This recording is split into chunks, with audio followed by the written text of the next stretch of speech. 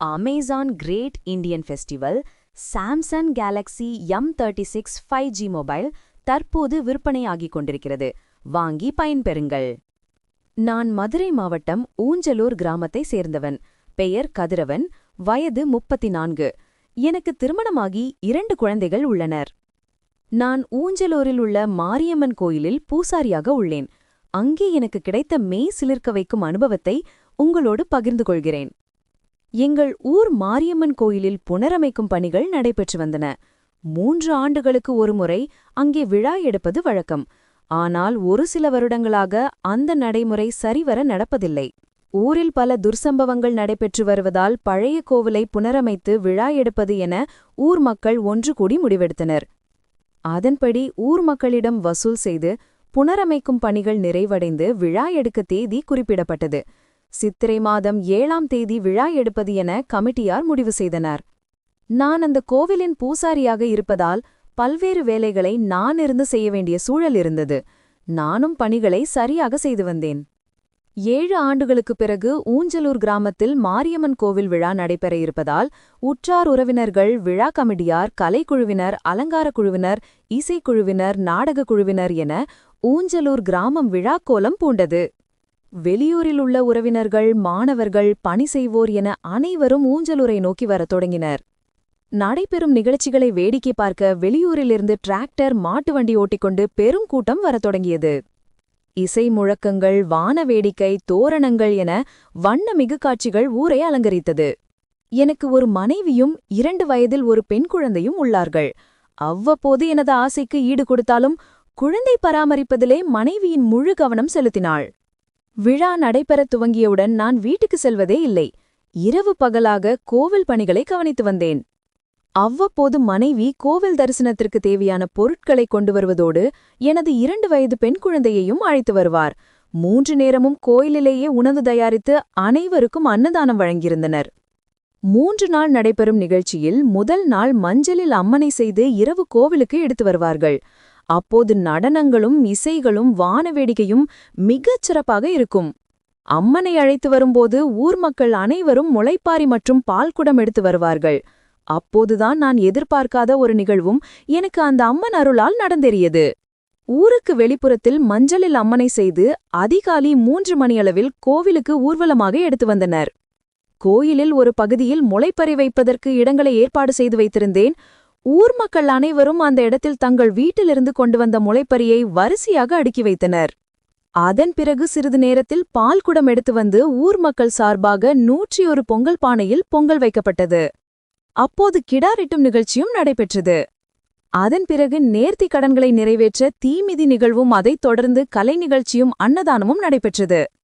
இரவு முழுவதும் நகைச்சுவை நையாண்டி நாடகம் நடைபெற துவங்கியது. கோவிலில் காய் நறுக்குவது, பூக்களை அலங்கரிப்பது, சுத்தம் செய்வது, மாலை தொடுப்பது என ஊர் பெண்கள் ஒன்று கூடி பல்வேறு வேலைகளை செய்து வந்தனர். அப்போது நாளை நடைபெறும் நிகழ்ச்சிக்கு 1000 திருவிளக்கு தயார் செய்ய வேண்டிய வேலை எனக்கு இருந்தது.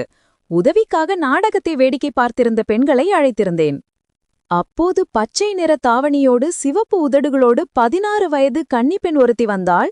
அவள் சிரிப்பிள்ளை என்பதால் ஏற்கனவே அடுக்கி வைக்கப்பட்டிருந்த விளக்குகளை எடுத்துக் கொடுக்க சொன்னேன். மற்ற பெண்கள் இந்த விளக்கை எடுத்து துடைத்து நாளை நிகழ்ச்சிக்கு தேவையானபடி ஏற்பாடு செய்திருந்தனர். விளக்கு குறைவாக இருந்ததால் கோவில் கருவறை அருகே உள்ள அறையில் விளக்கு எடுத்துச் சென்றேன். அப்போது அந்த பெண்ணும் என்னுடனே விளக்கை சுமந்து செல்ல வந்தாள். கோயில் மிக பெரியதாகவும் நீளமாகவும் இருந்ததால் மற்ற பெண்கள் அனைவரும் வெளிமண்டபத்தில் இருந்தனர். நானும் அந்த பச்சை கிளி மட்டுமே உள்ளே சென்றோம். கருவறையில் பெரிய அளவு மின்விளக்கு ஏதுமில்லாமல் இருண்டடைந்த நிலையில் இருந்தது. அதற்கு அருகாமையிலிருந்த அறையும் அதே போலத்தான் இருந்தது. அனைத்து பொட்டணங்களையும் எடுத்தும் விளக்கு கிடைக்கவில்லை. அந்த பெண்ணை மூட்டையின் மீது ஏறி மேலே விளக்கு உள்ளதா என பார்க்க கூறினேன். அவள் மேலே ஏறும்போதுதான் தெரிந்தது அதை சிறு பிள்ளை இல்லை என. அவரது பெருத்த பால் குடத்தை பார்த்து முடிவு செய்தேன். அவளை என் கைகளால் பிடித்து அல்லது புட்டத்தை மேல் உயர்த்தி பார்க்குமாறு கூறினேன். அப்போதே கருவறையை யாரோ மூடுவது போன்ற சத்தம் கேட்டது.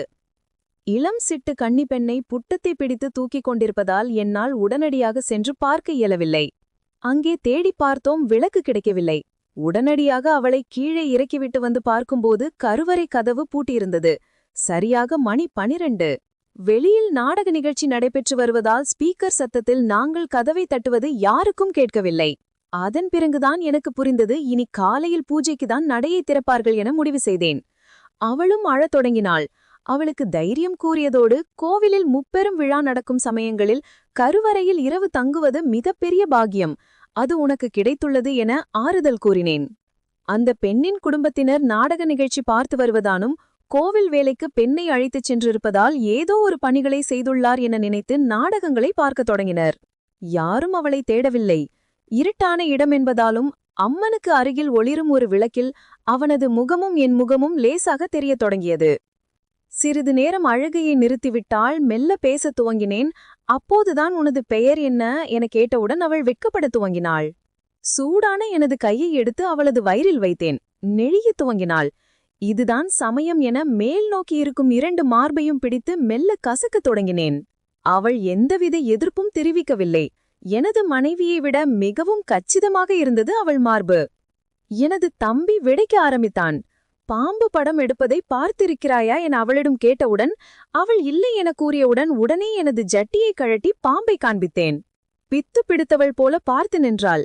நான் மெல்ல அவளை அணைத்து படுக்க வைத்துக் கொண்டேன். அவள் படுத்தவுடன் பாவாடையை அவுக்கத் தொடங்கினேன். தாவணி இல்லாமல் பிளவுஸ் மட்டும் போட்டுக்கொண்டு மல்லாக்கு படுத்திருந்தாள்.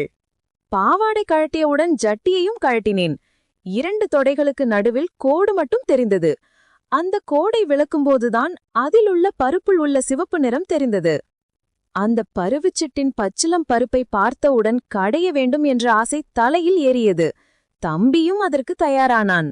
நான் உடனே ஜாக்கெட்டை கழட்டி 2 கோபுரத்தையும் நிறுத்த வைத்தேன். அந்த பால் குடத்தை பார்த்தவுடன் அந்த கோபுரத்தில் பால் வருமா என கேட்டேன். அவள் சிரித்தபடி வராது என கூறினாள். நான் கோவிலில் வைத்துள்ள பால் குடத்தில் வேண்டுமானால் பால் வரும், இதில் வரவே வராது என கூறி சிரித்தாள்.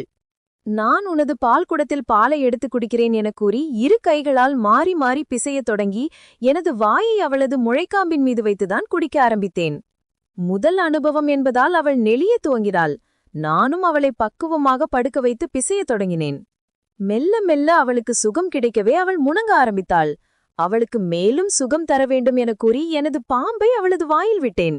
லேசான சிறுநீர் வாசம் அவளை மெய் சிலிர்க்க வைத்த உடனே நான் அவளது பருப்பில் எனது வாய் வைத்து இருவரும் சுகம் கண்டோம். அவள் என் பாம்பை சுவைக்க, நான் அவளது பருப்பை கடிக்க என சுகம் மேலோங்கியது. அவள் உச்சநிலையை அடைந்து அவளது பருப்பில் பால் வடியத் தொடங்கியது. நான் பாத்தியா, பால் வந்துருச்சு என கூறி முத்தம் கொடுத்தேன்.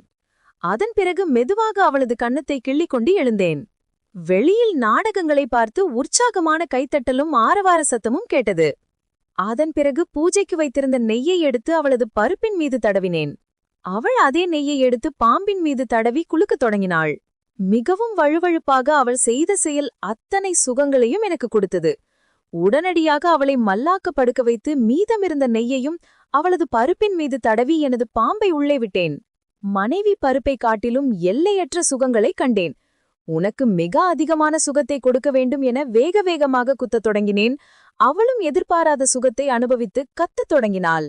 வெளியில் நாடகம் நடைபெற்றுக் கொண்டிருப்பதால் இந்த சத்தம் யாருடைய செவிகளையும் அடையவில்லை. 1/2 மணி நேரம் பருப்பை கடைந்து எனது கஞ்சியை உள்ளே விட்டேன். அவள் பால் வந்துவிட்டது என கூறினாள். அந்த பால் உனது பருப்பிலிருந்து வடிகிறது என கூறி பருப்பை விரித்து வைத்து மீண்டும் நக்கத் தொடங்கி வெறித்தனமாக எனது ஏக்கத்தை தீர்த்தேன். பிறகு இருவரும் பூஜைக்கு வைத்திருந்த பழங்களை உண்டு சிறிது ஓய்வெடுத்தோம். அப்போதும் எனது விரல்கள் அவளை பதம் பார்த்து கொண்டிருந்தது. பிறகு பூஜைக்கு வைத்திருந்த தேனை எடுத்து அவளது பால் குடத்தின் மீதும் பருப்பின் மீதும் தொப்புளின் மீதும் தடவி அடுத்த ஆட்டத்தை துவங்கினேன். இதேபோல அன்று இரவு முழுவதும் மாறி மாறி ஓய்வெடுத்து 4 முறை இருவரும் எதிர்பாராத சுகத்தை அனுபவித்தோம். பிறகு 3 மணிக்கு கோவில் நடை திறக்கப்பட்டது. அப்போது இருவரும் உடைகளை மாற்றிக்கொண்டு தானிய மூட்டைக்கு அடியில் படுத்திருந்தோம். இருவரும் எழுந்து மெதுவாக வெளியே சென்று அவள் நாடகம் பார்க்கும் பார்வையாளரின் ஒருவராக அமர்ந்து கொண்டாள். என்னை தலைமை பூசாரி பார்த்து எங்கே சென்றாய் என கேட்டார். நான் சமையல் செய்யும் இடத்தில் இருந்ததாக கூலி மழுப்பினேன். அதன் பிறகு வழக்கம் போல காலை நேர பூஜை பணிகள் நடைபெற துவங்கியது. திருவிளக்கு பூஜை அனைத்தும் முடிந்த பிறகு அம்மனை கோவில் தெப்பக்குளத்தில் கரைக்கும் நிகழ்வு நடைபெற்றது. அப்போது அந்த பச்சை கிளி கோவில் ஊர்வலத்தில் பால்குடம் எடுத்துக்கொண்டு எனது அருகிலேயே நடந்து வந்தாள்.